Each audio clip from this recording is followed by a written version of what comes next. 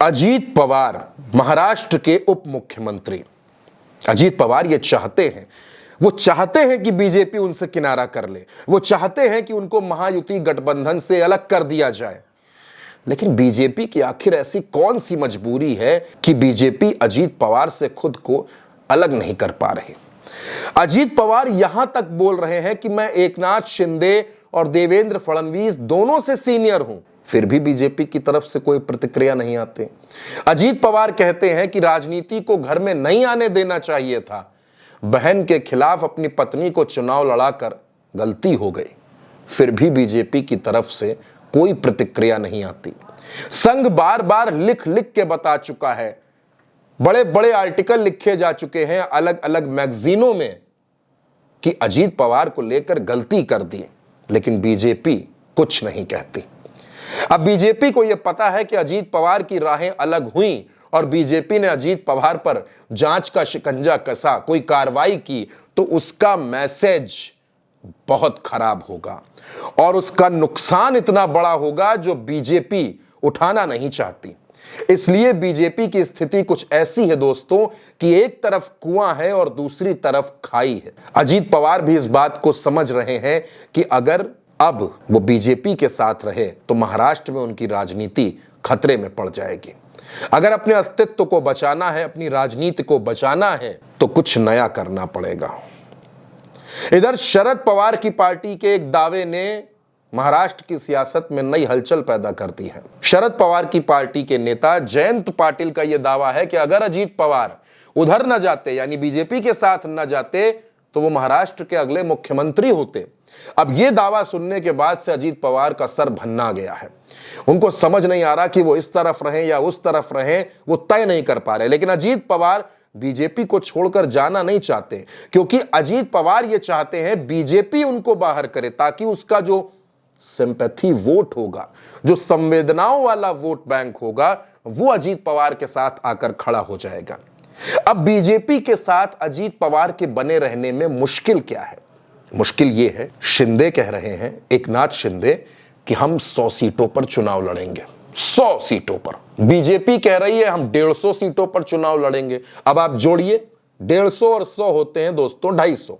सीटें महाराष्ट्र में कितनी हैं? 288। अब बचती हैं कुल मिलाकर 38 सीटें। रामदास अठावले और राज ठाकरे, अगर इन दोनों के दावे को मान लिया जाए तो ये दोनों कम से कम 25 सीटें राज ठाकरे और 10 से 15 सीटें रामदास अठावले। चलिए रामदास को आप 10 से 12 सीटें भी दे देते हैं, 10 सीटें भी दे देते हैं, राज ठाकरे को 20 सीटें दे देते हैं, तो 30 सीटें खत्म हो जाती हैं। अब बचती हैं 8 सीटें। क्या अजीत पवार 8 सीटों पर चुनाव लड़ने के लिए बीजेपी के साथ हैं? कतई नहीं।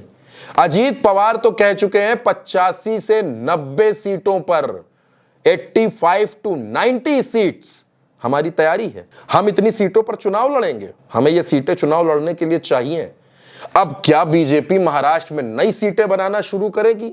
ऐसा तो हो नहीं सकता। चुनाव तो इन्हीं 288 सीटों पर होगा। और क्या बीजेपी 100 सीटों पर लड़ने को तैयार हो जाएगी? कतई नहीं, क्योंकि 105 तो वो पिछली बार जीती है। एकनाथ शिंदे का यह दावा है कि जब शिवसेना टूटी नहीं थी, विभाजित नहीं हुई थी, तब 65 के करीब सीटें जीत करके आई थी और 40 से 45 सीटों पर दूसरे नंबर पर थी, तो हमको 100 सीटें चाहिए। अजीत पवार ये चाहते हैं कि बीजेपी अजीत पवार को अपने गठबंधन से बाहर कर दे और अजीत पवार मुक्त हो जाएं, आजाद हो जाएं अपने चाचा के पास लौटने के लिए, क्योंकि बहन को मनाने के लिए उन्होंने पहले ही बातें कह दी हैं।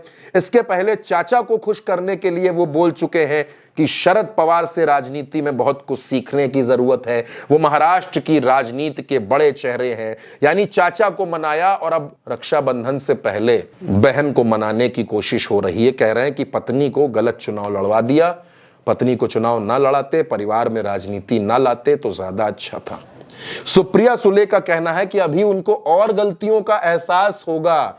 यानी धीरे धीरे जो पवार फैमिली है, अजीत दादा और सुप्रिया सुले, शरद पवार परिवार में जो खटास थी, राजनीतिक खटास थी, पदों की खटास थी, सत्ता की लड़ाई थी, वो धीरे धीरे धीरे धीरे खत्म होती जा रही है।